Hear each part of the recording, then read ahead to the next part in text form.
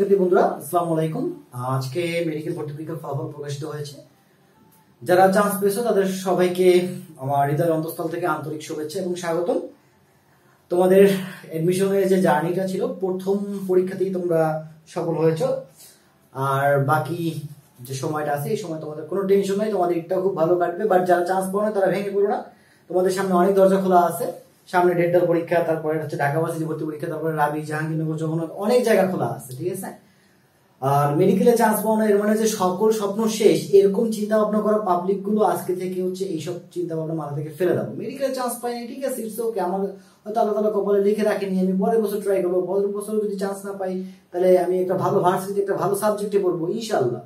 জীবনে মেডিকেলে চান্স পাই মানে, আমি এমন অনেক স্টুডেন্ট দেখছি যারা চিন্তা ভাবনা করে এরকম যে মেডিকেলে চান্স পাই নাই, ঠিক আছে, তাহলে হচ্ছে গিয়া আমার জীবন থেকে সব শেষ। না, এরকম চিন্তা ভাবনা ছেড়ে দাও ভাইয়া, ঠিক আছে।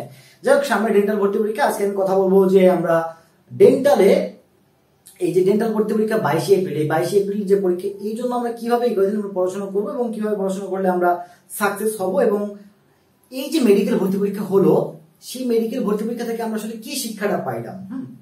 দেখো, মেডিকেল ভর্তি পরীক্ষাতে কিন্তু প্রশাসন অলরেডি বলে দিচ্ছে যে মেডিকেল ভর্তি পরীক্ষা হবে শর্ট সিলেবাস। এখন মেডিকেল যেভাবে হবে, ডেন্টাল, আর্ম ফোর্স মেডিকেল সবই সেম ভাবেই হবে, তাই না? তো এখন মেডিকেলের প্রশ্ন যারা করে তারা কি ডেন্টালের প্রশ্ন করে না? হ্যাঁ, একই কমিটি মেডিকেল এবং ডেন্টাল দুটো প্রশ্নই করে, একই কমিটি করে। তাহলে একটা সিম্পল জিনিস চিন্তা করো, মেডিকেলে এবছর 60 থেকে 65টা কোশ্চেন দিচ্ছে, মানে 65 কোশ্চেন দিচ্ছে তোমার শর্ট সিলেবাস থেকে। তাহলে ডেন্টালে কি হতে পারে একটু চিন্তা করে বলো। ডেন্টালও ঠিক সেমই হবে। কেন? কারণ দেখো, যদি ফুল সিলেবাস থেকে সম্পূর্ণভাবে ফুল সিলেবাস থেকে প্রশ্ন করতো তাহলে সেকেন্ড টাইমাররা বেশি চান্স পাইতো, ফার্স্ট টাইমাররা কম চান্স পেতো। তাহলে ফার্স্ট টাইমারদের সঙ্গে অন্যায় করা হতো, তাই না? এই কারণেই কিন্তু তারা 65টা কোশ্চেন শর্ট সিলেবাস থেকে দিচ্ছে। তাহলে ঠিক সেম ডেন্টালের ক্ষেত্রেও কিন্তু ঠিক সেম। তাহলে ডেন্টালেও কয়টা প্রশ্ন দেবে? নিশ্চয়ই 60 থেকে 65 কোশ্চেন দিবে। তো আসো আমরা একটু এই ডেন্টাল নিয়ে একটু ডেন্টালটাকে একটু হ্যাক করার চেষ্টা করি, ওকে? তো দেখো, ডেন্টালের ভর্তি পরীক্ষা হচ্ছে 22 এপ্রিল, এবং আমাদের ফার্স্ট অফ অল ডেন্টালের চান্স পাওয়ার জন্য আমাদেরকে ডেন্টালের কোশ্চেনটাকে হ্যাক করতে হবে। কোশ্চেন হ্যাক করা মানে কি? কোশ্চেনটাকে বুঝতে হবে, ওকে? তো দেখো, আমাদের পরীক্ষা হবে কিন্তু ফুল সিলেবাসে। এর ভিতরে দেখো, শর্ট সিলেবাসে যে চ্যাপ্টারগুলো আছে, আমার ধারণা সেখান থেকে 55 থেকে 65টা কোশ্চেন হতে পারে। 55 থেকে 65টা কোশ্চেন হতে পারে, কারণ এটা ধারণা। কারণ এটা সিম্পল চিন্তা করো, যদি আমার ফুল সিলেবাস থেকে সবগুলো চ্যাপ্টার থেকে প্রশ্ন হয় তাহলে কিন্তু শর্ট মানে সেকেন্ড টাইমাররা বেশি প্রাধান্য পাবে। আর কর্তৃপক্ষ কখনোই চায় না যে ফার্স্ট টাইমারকে বাদ দিয়ে সেকেন্ড টাইমারকে, মানে সেকেন্ড টাইমারদেরকে বেশি প্রাধান্য দিতে, কখনোই কর্তৃপক্ষ চায় না। সো এখানে শর্ট সিলেবাস থেকে বেশি প্রশ্ন হবে, এটা মোটামুটি শিওর থাকো। এবং বাকি যে চ্যাপ্টারগুলো আছে, বাকি চ্যাপ্টারগুলো থেকে 10 থেকে 20টা প্রশ্ন হতে পারে, ওকে? বাকি চ্যাপ্টারগুলো থেকে 10 থেকে 20টা প্রশ্ন হতে পারে। অনেকেই বলতে পারো যে ভাই তাহলে এই হিসাবে কিভাবে করলেন? দেখো, বায়োলজি, ফিজিক্স, কেমিস্ট্রি, তিনটা সাবজেক্ট মিলে টোটাল কয়টা প্রশ্ন? 75টা প্রশ্ন, তাই না? তাহলে 75টা প্রশ্নের ভিতরে 55 থেকে 65টা প্রশ্ন হবে শর্ট সিলেবাস থেকে, এবং 10 থেকে 20টা প্রশ্ন হবে আদার চ্যাপ্টার থেকে। একটু বুঝতে পারছি? আচ্ছা, এখন দেখো, এই শর্ট সিলেবাসে যা আছে এগুলো তুমি খুব ভালো করে অল্প কয়েকদিনের ভিতরে পড়ে ফেলতে পারবা।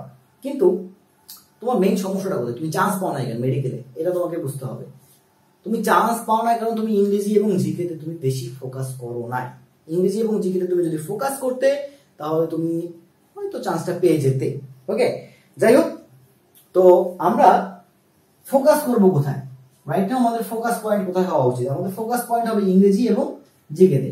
এটা হচ্ছে ট্রাম কার্ডের মতো। আমি অলওয়েজ বলি যে মেডিকেল এবং ডেন্টাল ভর্তি পরীক্ষার ট্রাম কার্ড হচ্ছে তোমার ইংলিশ এবং জিকে। এটা হচ্ছে ট্রাম কার্ড।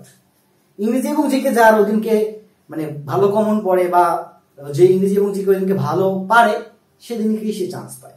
ইংরেজি এবং জিকে যদি না পাও তাহলে চান্স পাওয়ার রেট সবচেয়ে কম। তো দেখো, ইংলিশটা নিয়ে আমরা যদি একটু ইংলিশটাকে যেন আমরা যদি একটু হ্যাক করার চেষ্টা করি, তো এই যে আমাদের ইংরেজিকে দুইটা ভাগে ভাগ করা যায়, একটা হচ্ছে ভোকাবুলারি পার্ট, একটা হচ্ছে গ্রামার পার্ট। গ্রামার পার্ট থেকে কিন্তু প্রশ্নটা বেশি হয়েছে এবছর, হ্যাঁ? সো গ্রামার পার্টটাকে একটু ফলো করবা, এবং ভোকাবুলারি পার্টটাকে প্রাধান্য দিবা, কিন্তু তার চেয়ে বেশি দিবা গ্রামারটাকে। কেন কারণটা কি? একটু সাইকোলজিটা বুঝতে হবে। কারণ অলরেডি এরা মানে তোমাদের জন্য, তোমাদের 21 ব্যাচের জন্য কিন্তু সরকার সময় অনেক কম দিচ্ছে। সরকার বলতে মেডিকেল প্রশাসন অনেক কম সময় দিচ্ছে, স্বাস্থ্য অধিদপ্তর অনেক কম সময় দিচ্ছে। এত কম সময়ে ভোকাবুলারি থেকে প্রশ্ন, মানে ভোকাবুলারি মাথায় রাখা সম্ভব না, বা ভোকাবুলারি পড়া শেষ করাও সম্ভব না। সো গ্রামার কিন্তু পড়া শেষ করা সম্ভব, গ্রামারটা কিন্তু শেষ করা সম্ভব। এই জন্য গ্রামার থেকে কিন্তু প্রশ্ন বেশি হয়েছে, তোমাকে বুঝতে হবে, ঠিক আছে। সো ভোকাবুলারি থেকে প্রশ্ন কম হবে, আমরা যতটুকু বুঝতেছি ভোকাবুলারি থেকে কম প্রশ্ন হবে এবং গ্রামার থেকে প্রশ্ন বেশি হবে। সো গ্রামারের রুলস গুলো তোমাকে এই কদিন খুব ভালো করে জানতে হবে। এবং ভোকাবুলারি কোনগুলো পড়বা, আমি যদি বলি আমার এক্সপিরিয়েন্স থেকে, ভোকাবুলারি তুমি এক্স কোশ্চেন এবং বিসিএস এর যে কোশ্চেন গুলো আছে সেগুলোই ভোকাবুলারির জন্য পড়ে যাও, আমার বিশ্বাস যে এটাই এনাফ হবে, ঠিক আছে।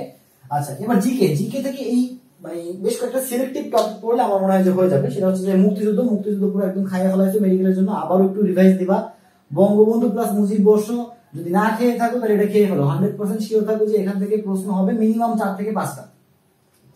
বঙ্গবন্ধু এবং মুজিব বর্ষ থেকে মিনিমাম 4 থেকে 5টা প্রশ্ন হবে। ভাস্কর্য এবং পদ্মা সেতু, ভাস্কর্য এবং পদ্মা সেতু ভালো করে খেয়ে ফেলো, এখান থেকে প্রশ্ন আসার সম্ভাবনা আছে, কমপক্ষে 2টা প্রশ্ন আসবে আমার বিশ্বাস, মনে হচ্ছে। ওকে,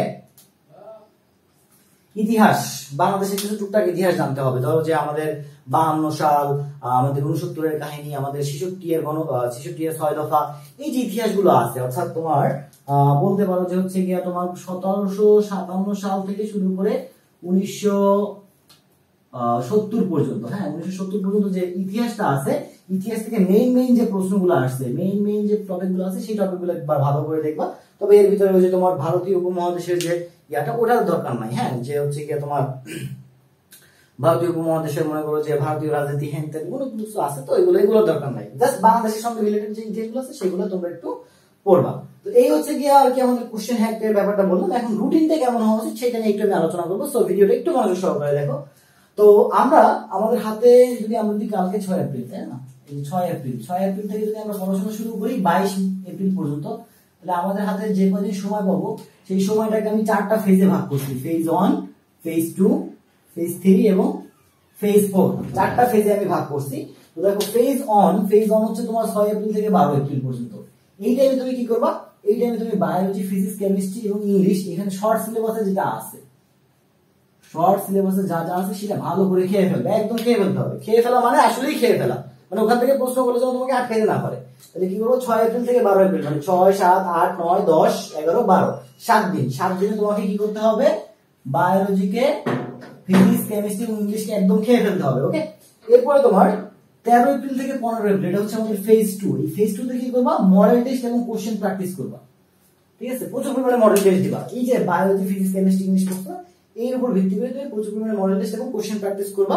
আচ্ছা, মডেল টেস্ট এবং কোশ্চেন যদি কারো দরকার হয় তাহলে হচ্ছে কি আমার সঙ্গে যোগাযোগ করতে পারো। আমার নম্বর হচ্ছে 01756, যোগাযোগ করতে পারো। আমার যে মেডি মডেল টেস্ট আছে ওটাই আমি তোমাদেরকে দিব, সমস্যা নেই। আচ্ছা, এরপরে ফেজ 3 তে দেখো 16 এপ্রিল থেকে 18 এপ্রিল, এটাকে আমরা বলবো ফেজ 3। এই ফেজ 3 তে তুমি কি করবা, রিভিউ দিবা। কিভাবে রিভিউ দিবা, দেখো তুমি কিন্তু বায়োলজি, ফিজিক্স, কেমিস্ট্রি, ইংলিশ এগুলো পড়ছো, পড়ার পরে তুমি কিন্তু এগুলোর উপর মডেল টেস্ট এবং কোশ্চেন প্র্যাকটিস করছো। তো যখন মডেল টেস্ট এবং কোশ্চেন প্র্যাকটিস করবা তখন কিন্তু তোমার হচ্ছে কি অনেক ভুল বের হয়ে আসবে, যে আমি এটা পারি নাই, ওটা পারি নাই। তখন তুমি কি করবা, যে টপিকগুলো পারো না সেই টপিকগুলো আবার কি করবা, রিভিউ দিবা। রিভিউ দিতে হবে কি, তোমার যে গ্যাপটা ছিল সেই গ্যাপটা সম্পূর্ণরূপে শেষ হয়ে যাবে। এবার দেখো আমি এখানে কি বলছিলাম, ফোকাস করতে হবে কোথায়, ইংলিশ এবং জিকেতে। আমার পরীক্ষা 22 এপ্রিল, আর আমি যদি 21 এপ্রিল পর্যন্ত ইংরেজি এবং জিকেটাকে সময় দিই, আমি যদি ইংরেজি এবং জিকেতে টোটাল 25 নম্বরের জায়গায় 25 নম্বরের ভিতর যদি আমি 20 থেকে 22 ক্যারি করতে পারি, ঠিক আছে, 25 এর ভিতর যদি আমি 20 থেকে 22 ক্যারি করতে পারি, তাহলে আমার বিশ্বাস যে মানে ডেন্টাল তার। কারণ দেখো বায়োলজি, ফিজিক্স, কেমিস্ট্রি মোটামুটি যে প্রশ্নগুলো আসবে একদম বেসিক লেভেলের কোশ্চেন, এগুলো সবাই পারবে, কিন্তু ইংলিশ জিকেতে প্র্যাকটিসের অভাবে আমরা আসলে পারি না। সো আমি বলবো যে ইংরেজি এবং জিকেতে যে 25 আছে, 25 এর ভিতরে 20 থেকে 22 তুমি টার্গেট করো, 20 থেকে 22 টার্গেট করো, ইনশাআল্লাহ তুমি ডেন্টালে অবশ্যই চান্স পাবে। ডেন্টালে 550টার মতো সিট আছে, এই 550টা সিটের ভিতর যে কোনো একটা সিট তোমার হবেই। ওকে, তো ফেজ 4 এ আমাদের হচ্ছে 18 এপ্রিল থেকে 21 এপ্রিল, ঠিক আছে। ফেজ 4 18 এপ্রিল থেকে 21 এপ্রিল, এই 21 এপ্রিল পর্যন্ত আমরা শুধুমাত্র ইংরেজি এবং জিকেটাকে দেখবো। আর ইংরেজি কোনটা দেখবো, গ্রামার পার্টটাকে বেশি ফলো করো। আমি আবারও বলতেছি, গ্রামার পার্টটাকে বেশি ফলো করো। ওকে, তো দেখো আমি তোমাদের জন্য একটা অ্যানাউন্সমেন্ট নিয়ে আসতেছি, কোনো কোর্সের অ্যানাউন্সমেন্ট না, একটা গ্রুপ ওপেন করছি, ইউনিভার্সাল গ্রুপ। এখানে হচ্ছে জাস্ট যারা আমার ইউটিউব ভিডিও দেখো তাদের জন্য এই গ্রুপটা, ঠিক আছে। সকল প্রবলেমের সলিউশন দেবো আমি, ঠিক আছে। সো তোমরা সেই গ্রুপে জয়েন করতে পারো। এটা একদম হেল্পলাইন গ্রুপ। এখানে আমি তোমাদের যাবতীয় যত যা তথ্য আছে বিষয় সংক্রান্ত সকল তথ্য আমি তোমাদেরকে প্রোভাইড করবো সম্পূর্ণ বিনামূল্যে, ঠিক আছে। এবং হচ্ছে গিয়ে বিভিন্ন প্রশ্ন, বিভিন্ন পরীক্ষা একদম ফ্রিতে নেবো। সো তোমরা এই গ্রুপটাতে একটু, এই হেল্পলাইন গ্রুপটাতে আর কি জয়েন করতে পারো। এটা হচ্ছে টেলিগ্রাম গ্রুপ আর ফেসবুক গ্রুপ। তো এইটা আমি হচ্ছে ডেসক্রিপশন বক্সে দিয়ে দিচ্ছি, চাইলে তোমরা জয়েন করতে পারো, ওকে। আর আশা করবো তোমরা জয়েন করার পর তোমরা তোমাদের বন্ধুদেরকে ইনভাইট করবে। তো ভিডিওটা এই পর্যন্তই। সবাই ভালো থাকো, সুস্থ থাকো, আল্লাহ হাফেজ।